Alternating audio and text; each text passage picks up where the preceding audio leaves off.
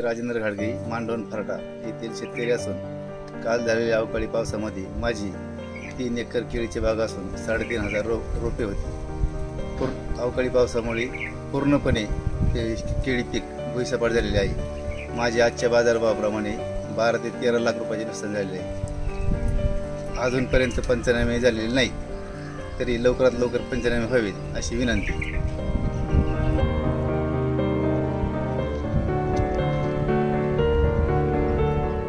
काल अवकाळी पावसामुळे शेतकऱ्यांचे अतोनात नुकसान झालेले। आज हेच शेतकरी राजेंद्र गाडगे यांची 3.5 एकर केळीची बाग आहे। आज यांचं जवळजवळ 15 ते 16 लाखाचं नुकसान झालेलं आहे। तसंच त्यांची आज कांद्याची वखार आहे, त्याचा कागद उडून गेला, त्याचे बी आज 10 लाखाचे नुकसान झालेले। ह्या बागात सगळ्यांचे डाळिंबाची बाग असतात, ऊस असतील, केळी असेल, कांद्याचं असेल, हे सर्व नुकसान झालेले। शासनाने याचे ना पंचनामे करून ताबडतोब शेतकऱ्यांना न्याय मिळाला पाहिजे, हीच मी अपेक्षा करतो।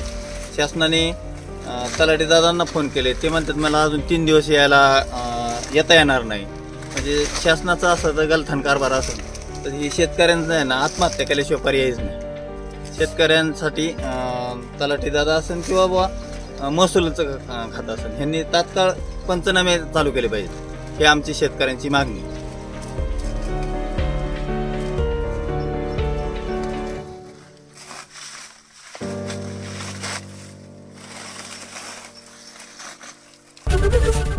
एबीपी माझा, उघडा डोळे बघा नीट।